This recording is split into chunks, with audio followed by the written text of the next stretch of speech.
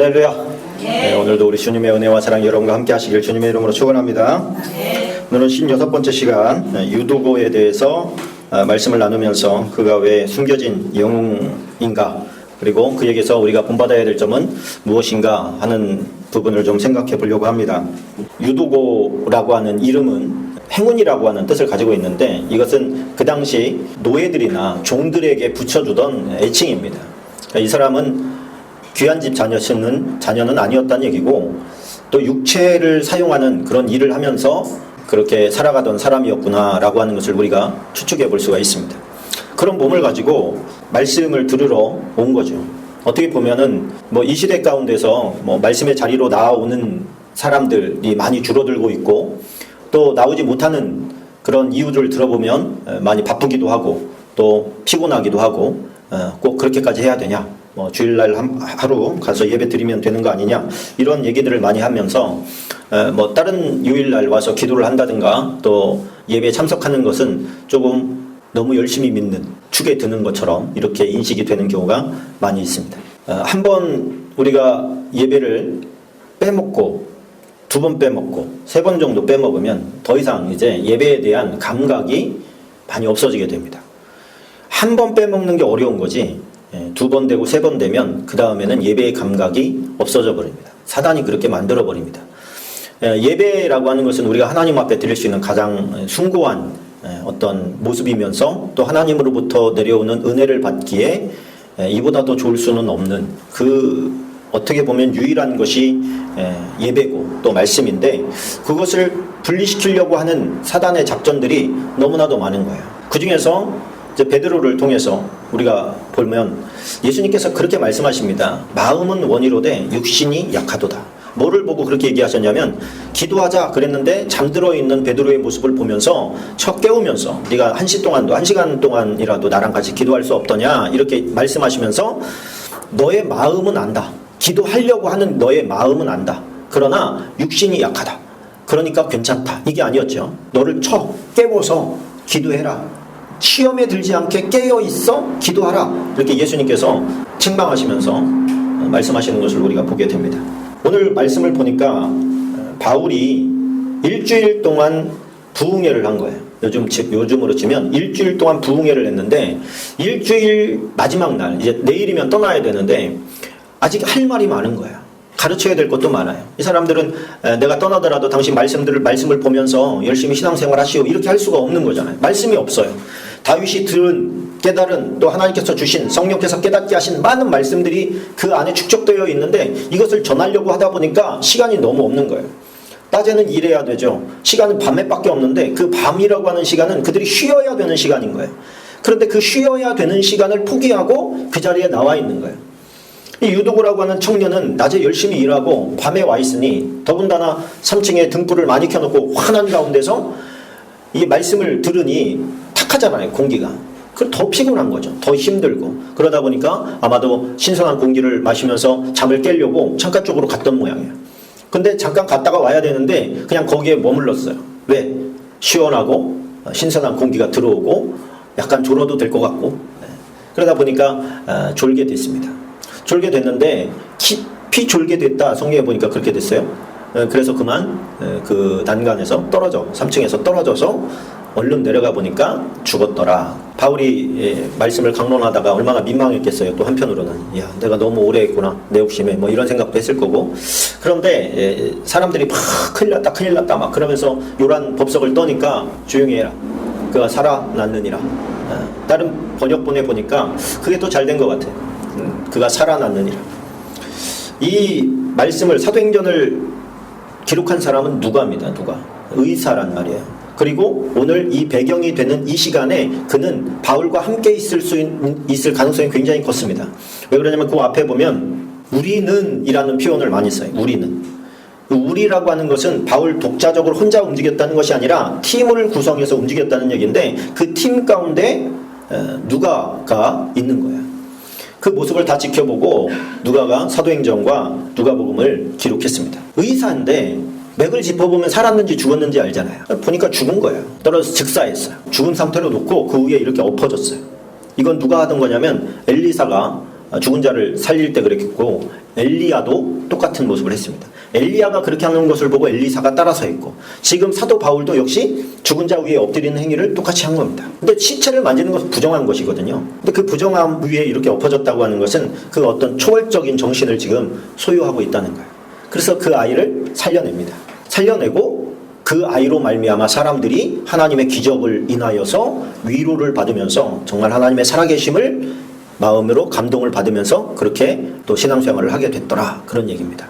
이 유도보를 통해서 일주일 동안 계속됐는데 어떻게 보면 이 사람은 지금 굉장한 결심을 한 거죠. 자기의 어떤 자유의 시간 그리고 그 피곤함을 해소할 수 있는 잠을 포기하면서 와서 하나님의 말씀을 듣겠다고 와 있는 그 자체만 가지고도 이 시대 가운데 잃어버린 우리의 자아상을 좀 깨닫게 하는 것이 아닌가. 말씀의 열정과 말씀을 배우려고 하는 그 욕심이 제가 어렸을 때만 하더라도 불과 한 30-40년 전만 하더라도 한 지역에서 한 교회에서 부흥회를 한다 그러면 다른 교회에서 다 연합으로 모였습니다. 왜?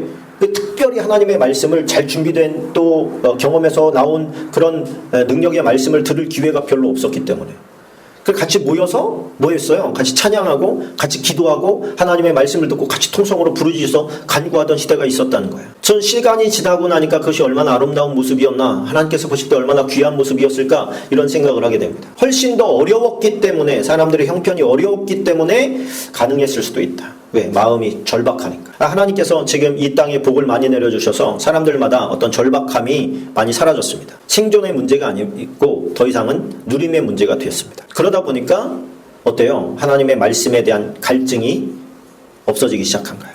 생수를 마시기보다는 콜라와 다른 음료수를 마시기 시작하면서 물맛을 잊어버린 거예요. 생수의 맛을 잊어버린 거예요. 오늘 이 말씀을 가만히 살펴보면 좀 대조를 이루는 구조로 이렇게 많이 넣어놨다라고 하는 것을 보게 됩니다. 그 내용을 가만히 보니까 말씀과 잠이라고 하는 대조가 나옵니다. 졸음. 그리고 사망과 생명에 대해서 대조를 이룹니다. 그리고 높은 곳과 낮은 곳이 또 대조를 이루고요. 등불이 많이 켜져 있는 빛된 곳과 빛이 없는 어두운 곳으로 이제 나뉩니다. 높은 것, 낮은 것, 생명과 죽음, 말씀과 잠, 이런 것들이 대조를 이루면서 여기서 우리에게 주고 있는 어떤 핵심적인 메시지가 있는데, 그것은 뭐냐면 그 모든 것들을 좋은 쪽에서 나쁜 쪽으로 바꾸는 그 찰나의 순간에 있었던 게 뭐냐면 졸음이라는 거예요. 잠이라는 거예요. 잠. 근데 성경에서 보면 하나님께서 하나님이 사랑하는 자에게 잠을 주신다라고 하는 표현이 있는데 그 좋은 표현 외에는 대부분 잠이라고 하는 것은 부정적으로 사용됐습니다. 잠들어 있는 상태는 시험과 연관돼서 사용되었을 때가 많다는 거예요. 그러니까 하나님과 멀어져 있는 상태를 잠든 상태라고 하나님께서 성경을 통해서 우리에게 주고 있는 것이죠. 우리는 생활을 하고 있으면 잠들었다고 생각을 안 하죠. 하나님과 멀어져 있어도 잠들어 있다고 생각을 안 합니다. 그러나 하나님께서 보실 때는 하나님과 거리가 생긴 상태를 이미 잠들어 있는 상태로 보고 있다는 거예요. 그래서 저와 여러분이 오늘 여러분에게 주는 메시지, 또 저에게 주는 메시지는 뭐냐면, 내가 혹시 나는 깨어 있다고 생각을 하는데 잠들어 있는 것은 아닐까. 요즘에 졸음운전이, 술을 먹고 운전하는 것보다 졸음운전이 훨씬 위험합니다. 요즘에 졸음 쉼터 이런 것들이 있죠. 운전하다가 피곤하면 뭐라고 써 있어요? 제발 쉬어가세요. 제발 쉬어가세요. 왜 그렇습니까? 졸음운전은 거의 사망과 직결됩니다. 왜 그러냐면 졸음운전이 중앙선을 넘는 경우가 많기 때문에 그래요. 중앙선을 넘으면 내가 여기서 60km로 가는데 반대편에서 60km로 달려오면 두 개가 부딪히면 이거는 그냥 120km가 아니라 400km, 500km의 어떤 충격파가 오는 거예요. 그냥 사망이에요. 그런데 그 졸음을 이길 수 있는 방법이 뭐예요? 잠깐 자는 거예요. 한 10분 정도 졸음 쉼터에 들어가서 사이 기대서 한 10분 정도 자면 다시 회복이 됩니다. 그런데 이게 잠잘 수 있는 어떤 공간이 없고 시간이 없고 그럴 때는 어떻게 해요? 운전을 할 수밖에 없는데 자기가 졸립다는 건 알아요. 그런데 잠들어도 자기가 잠들었다는 것을 인지하지 못합니다. 무슨 얘기냐? 자기가 잠들었다고 생각하면 사고 안 당하겠지요. 괜찮다고 생각하고 가는 거예요. 제가 운전을 하고 갔는데 피곤하고 힘들었어요. 그런데 운전을 하고 갔는데 갑자기 고개가 뒤로 확 꺾였어요. 뭐 하고 있었다는 얘기예요? 졸고 있었다는 얘기예요. 나는 분명히 눈 뜨고 가고 있는데 뒤로 확 꺾였어요. 이건 뭐예요? 나도 내가 잠들고 있다는 것을, 잠들어 있다는 것을 인지하지 못하는 거예요. 생각 속에서는 깨어있고 지금 운전을 하고 있다고 생각하는 거예요. 이게 순식간에 일어나는 일이지만 이게 한번 중앙선을 넘게 되면 엄청난 사고로 이어집니다. 우리 교회가 후원하고 있는 그 아마존 이진석 선교사님 고성에 사시잖아요. 지금은 한 3시간이면 갑니다. 근데 예전에는 6시간, 7시간을 가야 됐어요. 너무 피곤하잖아요. 여기까지 왔다가 공부하고 또 가고.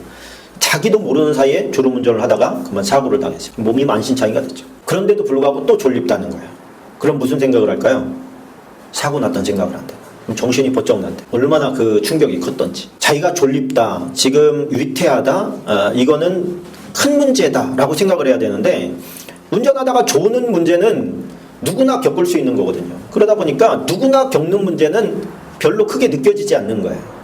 영적인 것도 마찬가지입니다. 예수님께서 베드로를 이렇게 말씀하십니다. 제자들에게 오사 그 자는 것을 보시고, 그러니까 베드로만 잠든 게 아니라 제자들 전부 다 잠들었어요. 베드로에게 말씀하시되 너희가 나와 함께 한 시간도 이렇게 깨어 있을 수 없더냐. 시험에 들지 않게 깨어 기도하라. 마음에는 원이로되 육신이 약하도다. 자, 왜 다 잠들었는데 베드로한테만 그 얘기를 하죠?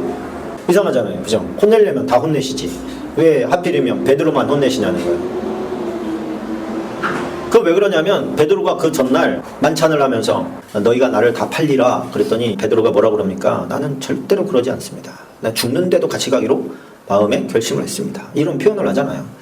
근데 지금 보아하니, 예수님께서 보아하니 실력이 안 되는 거예요. 죽을 실력이 안 돼. 예수님께서 같이 죽자라고 얘기를 해도 같이 죽을 실력이 안 되는 거예요. 영적인 준비가 안 돼 있는 거예요. 그 영적인 준비는 보아하니 뭘로 하는 거예요? 기도로 하는 거예요. 기도로. 그러니 마음이 있다고 해서 할 수 있는 게 아닙니다. 학생은 다 공부 1등 하고 싶죠. 그런데 마음이 있다고 다 됩니까?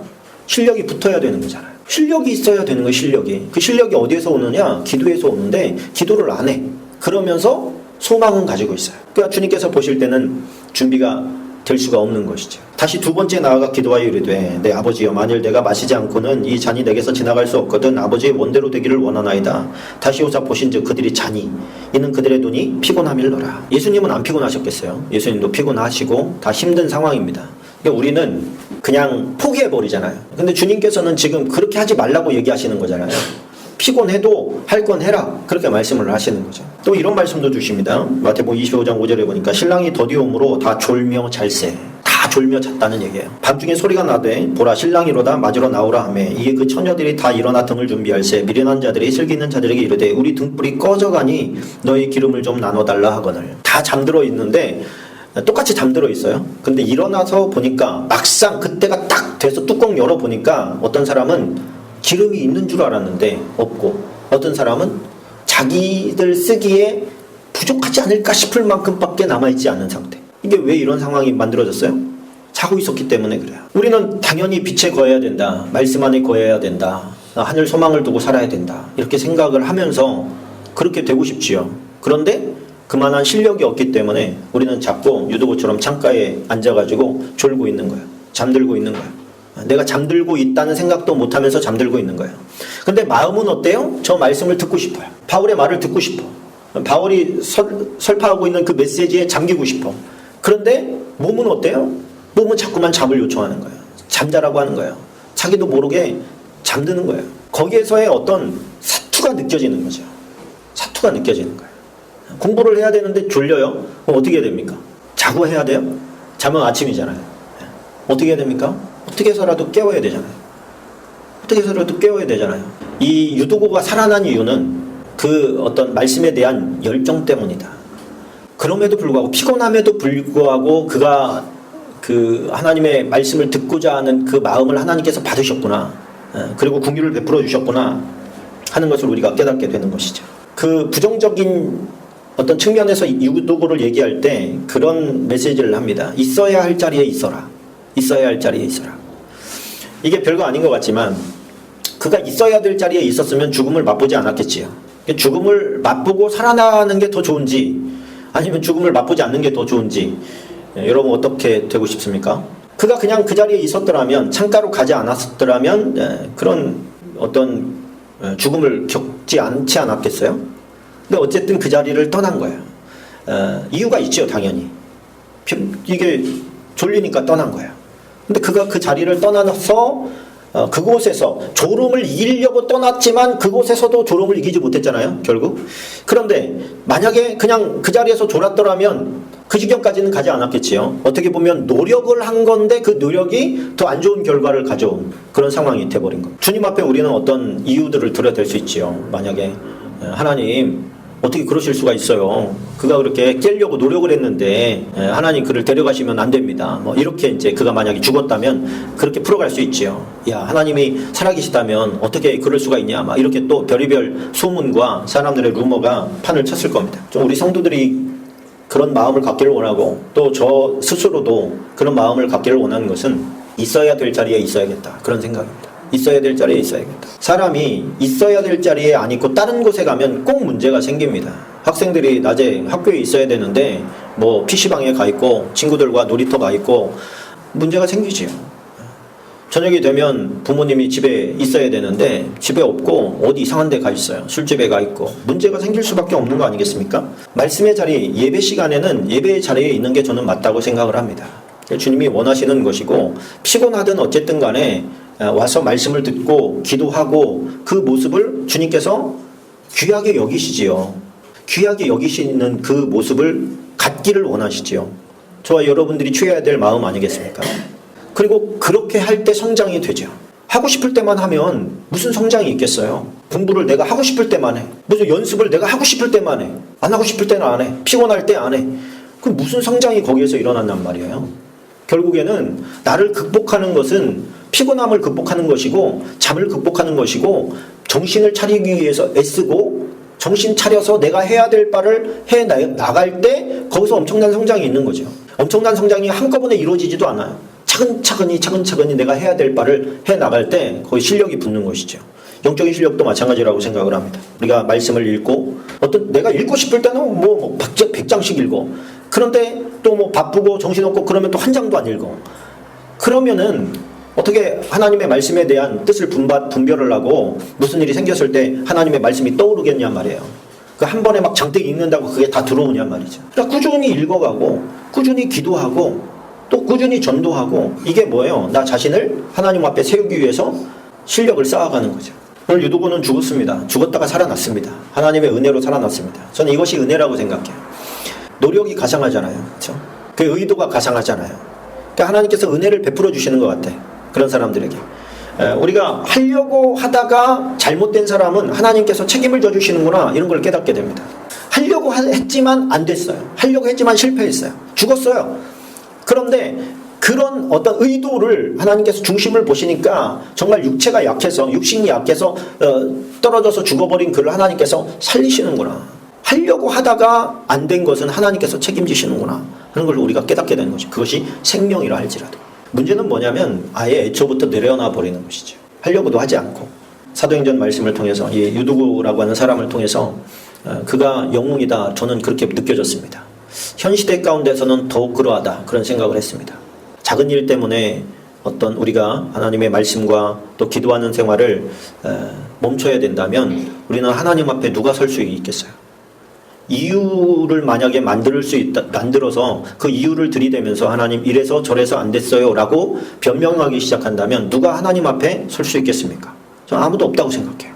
왜? 그럴 수 있는 이유는 사단이 얼마든지 줄 수 있기 때문에 그렇습니다. 심지어 육체가 피곤해서 잠드는 것까지도 주님께서 막으시는 것이라면 우리가 이 영적인 투자 때로는 영적인 도전 이것에 대해서 너무 안일하게 대하고 있는 것이 아닌가 그런 걱정을 하는 것이죠. 목회자로서 우리 성도들이 그렇게 생각하는 바는 굉장히 위험한 것이다 라고 얘기를 해줘야 된다고 생각을 합니다. 또 우리 스스로도 내가 깨어있다고 지금 신앙생활 잘 하고 있다고 생각하지만 주님께서 보실 때는 잠들어 있을 수 있거든요. 내가 지금 잠들어 있을지도 몰라 라고 걱정하는 게 훨씬 더 훌륭한 일입니다. 그래서 서로가 도전을 주는 게 중요합니다. 그 말씀과 기도 생활을 내가 하고 있는지 점고하고 주일날도 이 말씀 체크를 계속 하는 게 좋을 것 같아요. 또 기도 체크도 해주고 서로를 위해서 기도해주고 이렇게 할 때 우리가 동반 성장할 수 있는 것이지 독불장군은 없다. 그런 생각을 하게 됩니다. 오늘 주님께서 나의 모습 가운데 인생 가운데 너에게 있어서 나에게 기쁨이 되었던 적이 뭐냐라고 이렇게 물었을 때 우리는 그렇게 이해를 했으면 좋겠습니다. 있어야 할 자리에 늘 있었던 것입니다. 그렇게 이야기하는. 그래서 주님께서 우리에게 맡겨주신 소임들 뭐 이런 것들이 많이 있지만 무엇보다도 유도고와 같은 열정을 잃은 세대가 아닐까. 이 시대는 말씀에 대한, 예배에 대한 열정을 잃어버렸어요. 별로 관심이 없어요. 그거 말고도 다른 할 게 많고 즐거울 게 많고 그렇습니다. 이렇게 피곤하고 힘든 가운데서도 말씀을 쫓아 나왔다는 사실 그 하나만 가지고도 하나님 앞에 은혜를 받기에 부족함이 없다. 우리도 그랬으면 좋겠다. 잃어버렸던 열정을 다시 한번 회복했으면 좋겠다. 저와 여러분이 그런 사람들 되게 도와달라고 우리 함께 기도하겠습니다.